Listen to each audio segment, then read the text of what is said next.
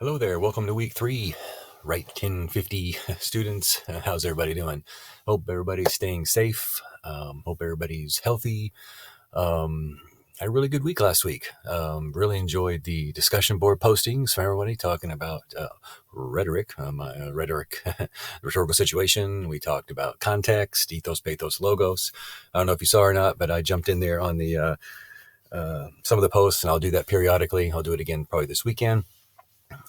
So my purpose for doing that too, please know, is not to complicate or problematize matters, but just to kind of, I'll throw in like questions to have us think about stuff, to have you think about different ways of thinking about some of the concepts and stuff like that we're talking about. So just know that that's me just participating like I would, like if we were in class and you say you gave whatever response that it was, and then I would say something, similar to what I try to type. So that's kind of how this virtual discussion, trying to make that work. I hope it's helpful in some way. All right, so let's talk about this week. So this week is all about logical fallacies and argument types. We didn't get to argument types last week. And I wasn't for sure at first if I was going to do logical fallacies this semester or not, but your discussion over concerning rhetoric was so good. I felt like everyone was really ready to kind of think about and talk about logical fallacies, and it really helps your rhetorical analysis. And as I said in one of my recent posts, I think to you, or messages, it really one of the things it does, it gives us more to write about, right? You don't have to think up things. We can specifically talk about, the argument type of our source that we're rhetorically analyzing, and then we can also analyze it from a standpoint of if there's any logical fallacies throughout the text that are being committed.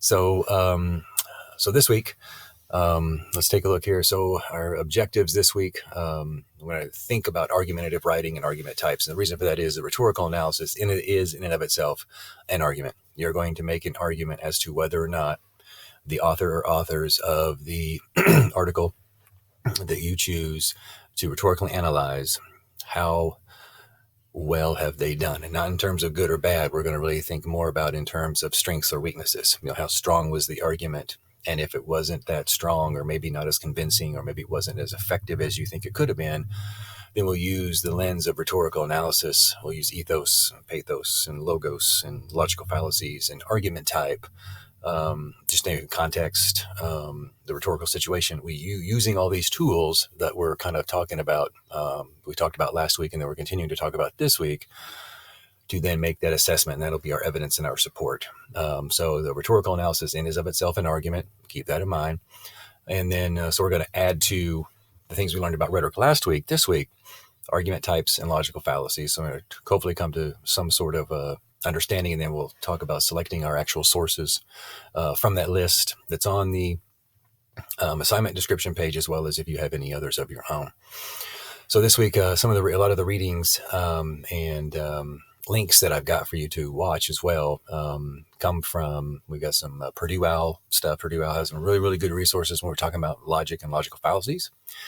If you read the argument types handout, you may just go over it again. We're going to try to put those two together in our discussions this weekend.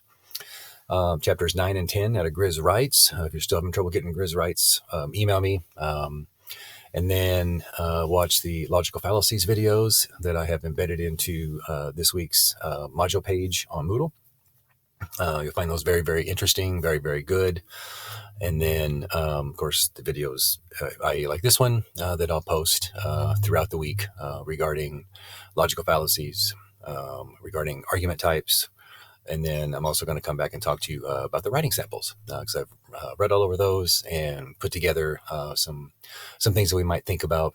Got a really good idea. Everyone's really, really in a good space. So we've got just a few things that will help with, which are pretty much the usual, the standard stuff a lot of times. So, all right. So I guess that does it for my time here. I've got about 20 seconds, so I'll work towards closing this out, but just wanted to say hi to you guys and give you a heads up too. And if you think about it too, they're here. If you give me some course feedback, there's some questions on there. I always like to know how I'm doing and how you're receiving the stuff. If there's anything I can do to improve. You guys stay awesome. Talk to you soon. Bye.